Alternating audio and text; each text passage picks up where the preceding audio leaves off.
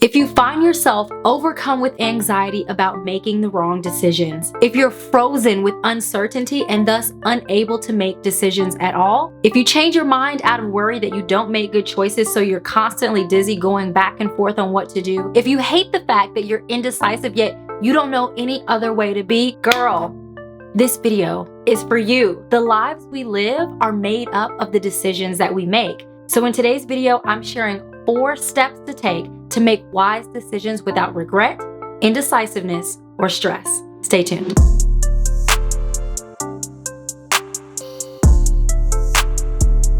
Welcome to Beloved Women with me, Christina Patterson, where we empower women in the love of Jesus Christ and the truth of God's word. If you are new here, welcome. Please be sure to subscribe so that you never miss a video. And for those of you returning, welcome back. For daily encouragement, weekly Bible studies with me, and unlimited videos to grow your faith, I invite you to join the Beloved Women app. Do you have a difficult time making decisions? Does indecisiveness leave you frustrated and consumed with uncertainty? Everyone wants to have options, right? But at some point, a decision must be made. And oftentimes, the more options that you have, the more difficult decision-making can be. This is why the Bible instructs us to seek wisdom and gain understanding. In this video, you will learn what's really causing your indecisiveness, the first step you must take to make good decisions, and 4 questions to ask yourself to know if you're making wise choices. A few weeks ago, I was making a very important decision for Beloved Women, and I was overcome with indecisiveness.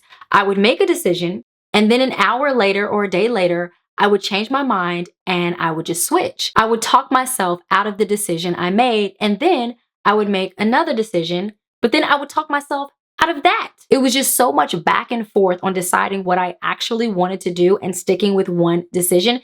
It was absolutely exhausting. Then I came across James 1 verses 5 and 6, which says, "If any of you lacks wisdom, let him ask God, who gives generously to all without reproach, and it will be given to him. But let him ask in faith, with no doubting, for the one who doubts is like a wave of the sea that is driven and tossed by the wind." This verse completely described me at the time. The back and forth, the up and down, the being pushed around by overthinking and worry. It also revealed the root of my indecision.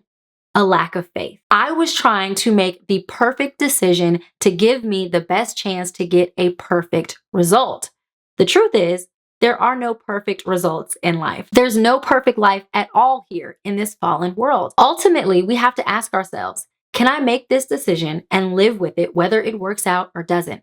And that's a really hard thing to do sometimes. However, that becomes easier when we choose to have faith in God, not our ability to make perfect decisions, but his ability to work through the decisions that we make. Now, I'm not talking about decisions of morality. Should I sin or not? In those situations, you already know what you need to do. That's not a matter of indecision, but disobedience.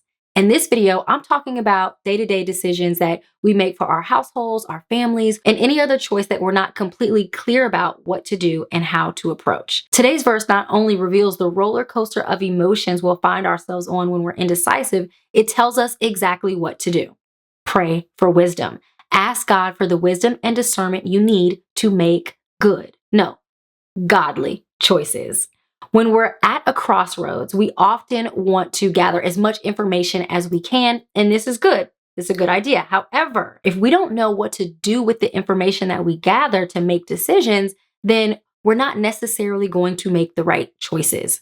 We can go on YouTube and Google and search and get as much information as we can, but information alone is not enough. This is where wisdom from God comes into play. We need God's divine wisdom to know how to actually execute on the information that we have to make good decisions. The Bible tells us that God gives wisdom generously when we ask him. So it's really a matter of us humbling ourselves before God to actually ask. What we can sometimes find ourselves doing instead of praying, however, is overthinking. But overthinking is not the same as praying. Overthinking is just circulating information, scenarios, and possible outcomes over and over again in our heads.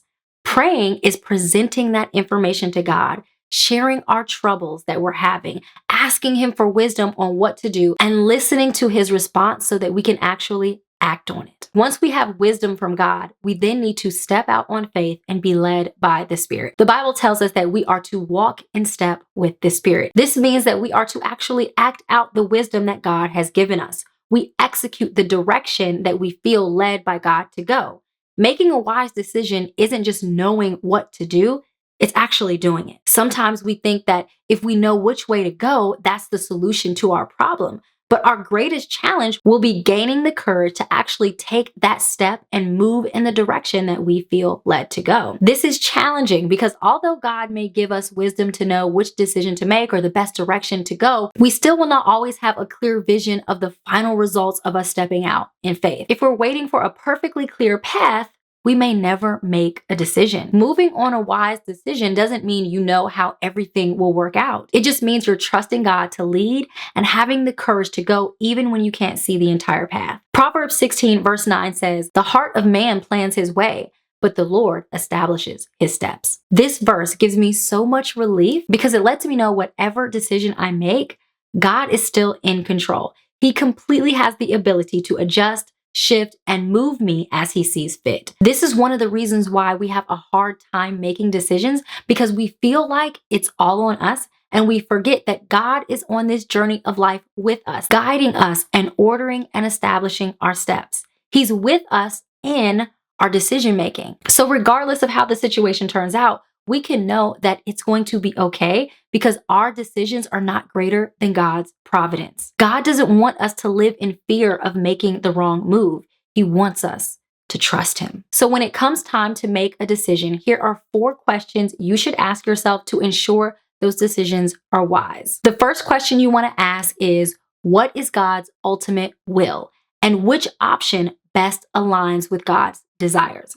Sometimes this will be really clear because much of how God desires for us to live out our lives is outlined in the Bible. So if an option leads us away from the truth of God, we know that is not a wise decision. However, I understand that it's not always that clear, like when deciding which school should I go to, or should I move to a new city or make a particular investment, things not explicitly in the Bible. It's then we need to ask ourselves question number 2.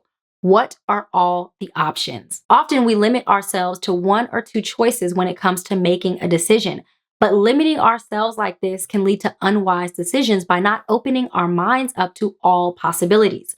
It's important to take time to think outside of the box and get creative when it comes to decision making, because it's not always going to be as simple as yes or no. One time I was trying to make a decision between, let's say, option A and option B, and I was frustrated because I was going through all the pros and cons of each option and still found myself unsure of which direction to go. When I told my husband about it, he said, "Well, can you do both?" Y'all, the thought had never even crossed my mind. I had limited myself to thinking that it had to be this or that, not both. But when I was able to create an option where both were possibilities, I realized that it could happen. And that's exactly what I did. So when making a decision, be sure that you have all the possible options in front of you and that you're not limiting yourself. Think outside of the box and come up with all possible options. Then select which one you think is best and move on to question number 3. Once you have a choice, ask yourself, what is the worst possible outcome if I make this choice? Now, I know you're like, wait a minute, Christina, we're supposed to think positive and not operate in fear. That is true. We do not need to be afraid. We still need to have faith. However, we still need to be real about the potential results of the decisions that we make, both good and bad, to make the best wise decisions. So we need to honestly answer the question, what is the worst possible thing that could happen if you make this particular decision? And can it be reversed, or is it permanent? These questions serve to help you see how much risk you are taking by making this decision. At the same time, you also want to ask yourself, what is the best possible outcome? If everything goes according to plan, for the most part, what's the best thing that can happen? This question helps you to realize what you could potentially miss out on if you don't make a particular decision. You want to weigh these 2 questions together. What's the worst that can happen and what's the best that can happen?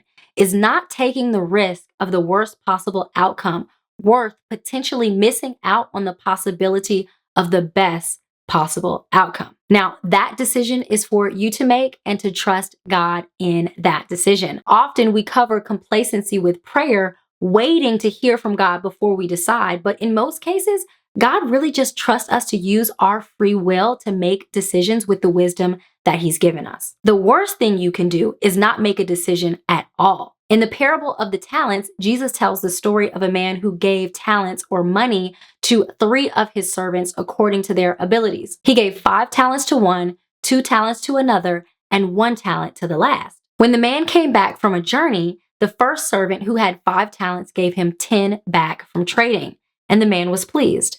The second servant, who had 2 talents, gave him 4 back from trading, and the man was pleased. The third servant with the 1 talent didn't do anything with it. He buried it and only returned the 1 talent to the man. Why did he do this? He said that he was afraid. And the man was furious and took that servant's 1 talent and gave it to the servant with 10. Not making a decision out of fear is a decision, and it is always the wrong decision. The truth is, the more decisions that you make, the better that you get at it. The more you step out on faith and see God move, the greater your faith grows. So whatever you do and whatever decision you make, do not operate in fear. Yes, pray for wisdom, and then sis, make a move. And that next move might be watching this video where I share 4 qualities of a wise woman. For more encouragement, be sure to download my Bible study called Worry Free to learn the 3 lies feeding your worry and the truth to set you free at belovedwomen.org. Thank you so much for watching today. And until next time, be beautiful, be blessed, and be loved.